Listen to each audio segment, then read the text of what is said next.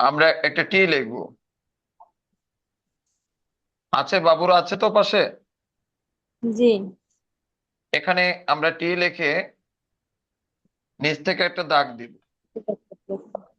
এই হ্যাঁ, কৌশলটা দিলাম। যখনই আমরা কোনো কিছুর বেলায় আমরা করব, তখন আমরা ভেবে নিতে হবে এটা মিডিল পয়েন্ট, আর নিচে এখানে যে ছোট দিয়েছি এটারও মিডিল পয়েন্ট এখানেই। তো হালকা ডান সাইডে যতটুকু হবে এখানেও ততটুকু হবে, আবার পানি দিয়ে ফেলি। উপরেরটা বড় হবে, কিন্তু উপরেরটা ডান সাইডে যতটুকু হবে বাম সাইডেও ততটুকু হতে হবে। এবং আমি আরেকটা করলাম, একটি লাভ।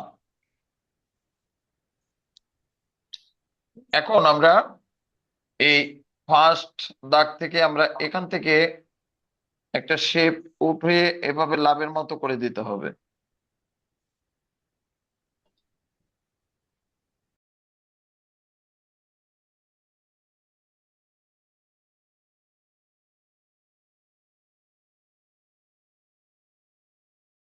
একটু এরপরে পরে। কিন্তু আমরা নিচের দিকটা অল্প একটু এখানে বাড়িয়ে নিতে হবে। দুই পাশটা অল্প অল্প একটু বাড়িয়ে নিলাম। এই অল্প বাড়িয়ে নেওয়ার পরে কি করতে হবে, এখান থেকে একটু ভাঁজ দিয়ে এটার সাথে যুক্ত করতে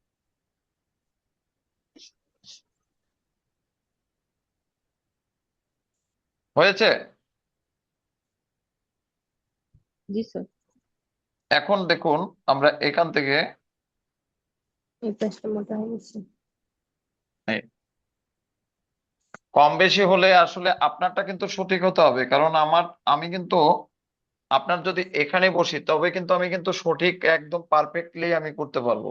স্কেল দরকার হবে না, আমি চোখ থেকেই পারফেক্ট করে নিতে পারবো। কিন্তু আসলে যে সময় আমি এক সাইডে চলে যাই তখন কিন্তু আর আমার বোর্ড পরিপ্রেক্ষিত হয়ে অনেক সময় ছোট বড় হয়ে যায় আমার দেখার জন্য। আর আপনারা বুঝবেন, আমি তো কথাটা বলেছি যে এখানে যতটুকু হবে এখানে ততটুকু হবে। আমি এই বুঝাই দিয়েছি যে এখানে মুখে বলছি এবং বুঝিয়েছি যে এখানে দাগ দেওয়া মানে কি আপনার এটা বোঝানো হয় যে এখানে যা আছে এখানেও তাই হবে।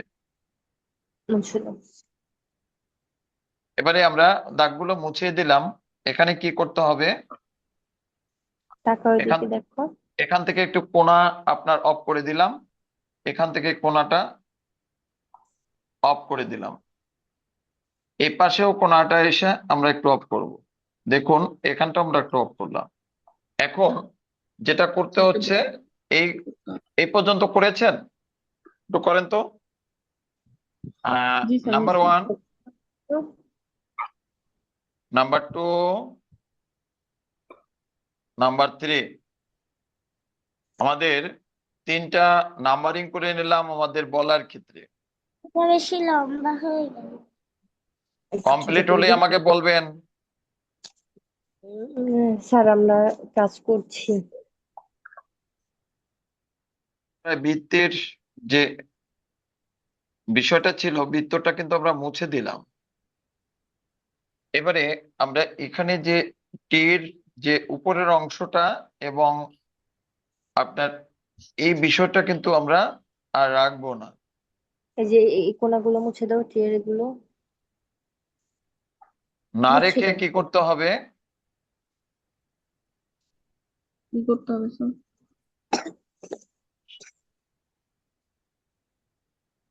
শুধু কোনাগুলো। আচ্ছা। একটু মোটা দাও। হ্যাঁ। আমাদের 7টা শিফটে একটা মামনি আছে ছোট, মান্নাত নাম, বুঝছেন? জি জি স্যার।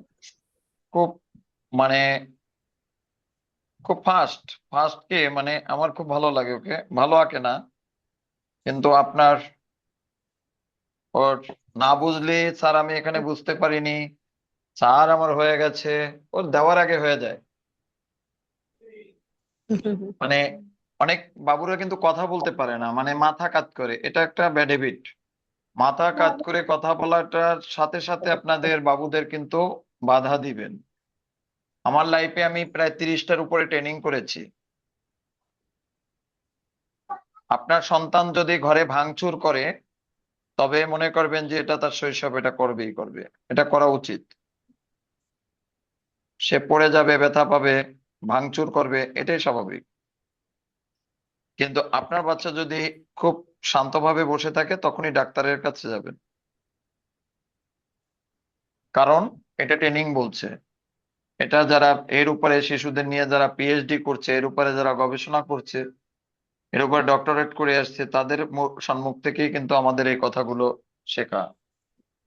কারণ শিশু সে থাকবে চঞ্চল। যখনই মনে করবেন সে মানে চুপচাপ থাকে, তখনই মনে করবেন ওর ভিতরে কোনো সমস্যা আছে, ফিজিক্যালি সমস্যা আছে। তাই অবশ্যই শিশুদের চঞ্চলতা এর ভালো লক্ষণ।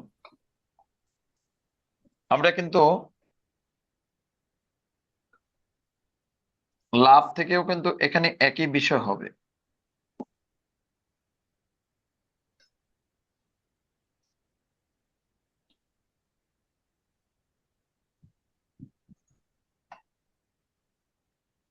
মার্কার ডিস্টার্ব দিলে তখন আর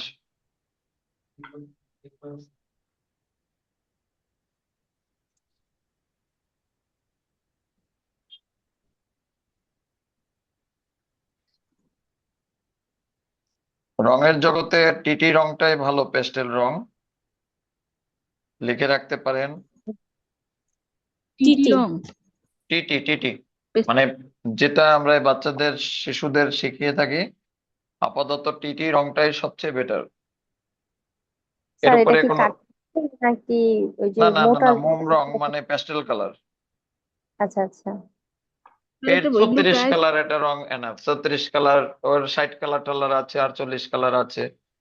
ওর 36 কালারের একটা রং হইলে এনাফ।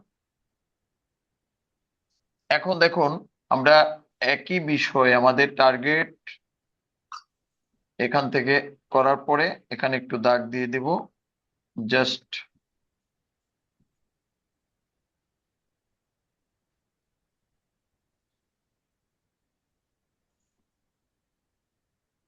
আমরা এখান থেকে একটা পাতা এখানে করে দেব।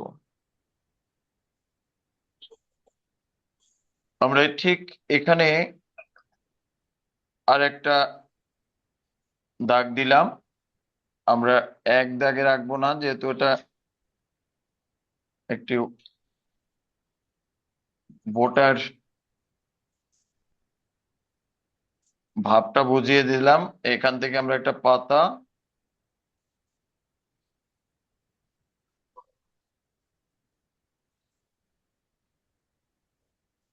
হয়ে গেল আমাদের দুটো। এবারে কিন্তু আমরা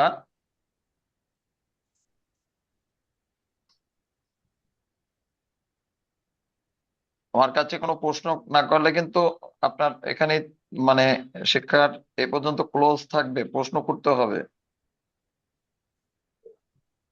যে আমি একই করলাম তাহলে তিনটা কেন করলাম, প্রশ্ন করেন।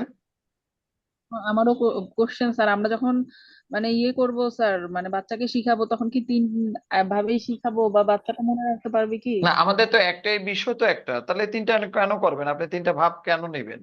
এখন করতে গিয়ে তখন দেখবেন যে প্রথম একটা করে করলেন, করলে পরে যেটা ভাব বাবু যেটা নিতে পারবে, এটা আপনাকে আচ্ছা। কেন দিলাম, আপনাকে কেন শিখালাম। অনেক বাবুরা আছে বৃত্ত দিয়ে পারে না, বৃত্ত করতে গেলে কান্না করে, তার ছবি আঁকার জগৎটা এসে ভুলে যায়।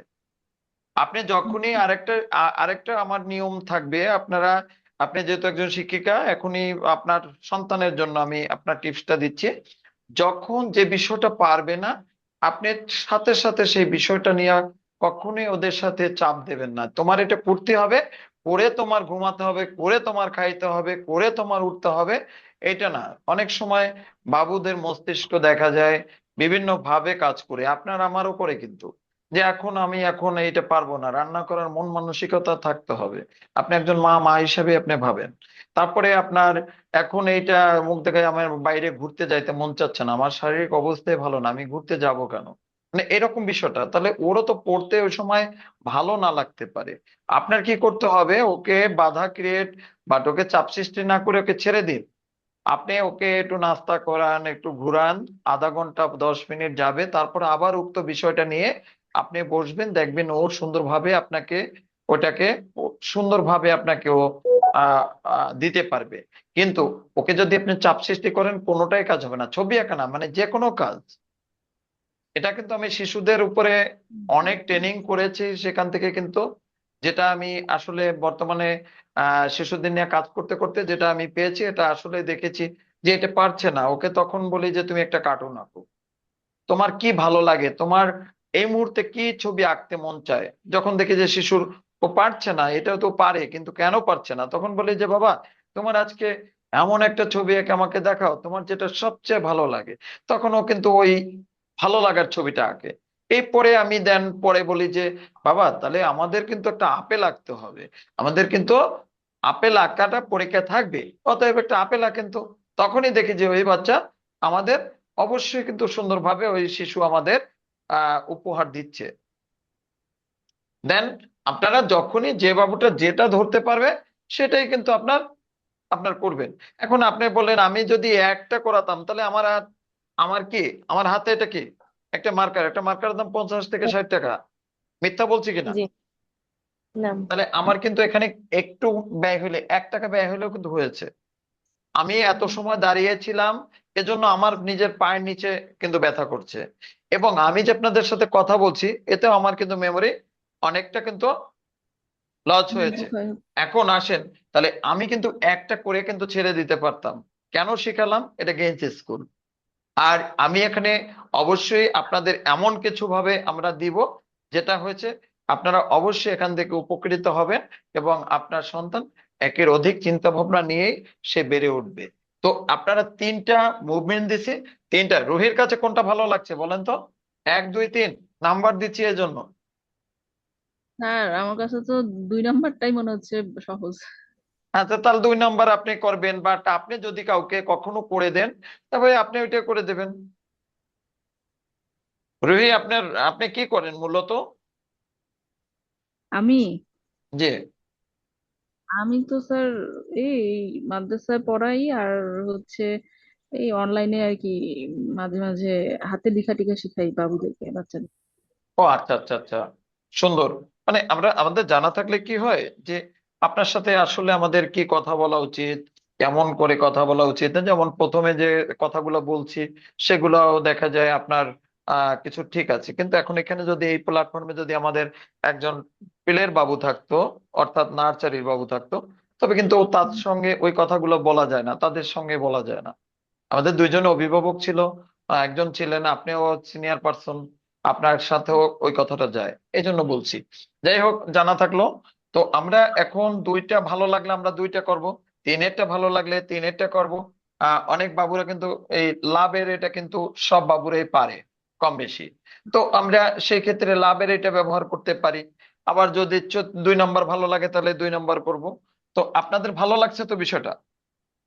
জি স্যার, লাভেরটা সবাই নিতে পারবে মনে হয়। আমি তো মনে করি আমাদের কাছে দেখি যে ওটা সবাই আমার কাছ থেকেও, আমি যখনই দেখি যে আর পারছে না কোনোভাবে, বৃত্ত পারছে না, এলোমেলো করে ফেলছে, তখনই কিন্তু আমি ওইটা টেকনিকটা আমি তৈরি করেছি যে আসলে এটা লাভ দিয়ে তো করা সম্ভব। তো আপনারা এবারে আমি একটু রং করে একটা বিষয় ক্লোজ করে দেব, আপনারা সবাই রং নিয়ে রেডি হন।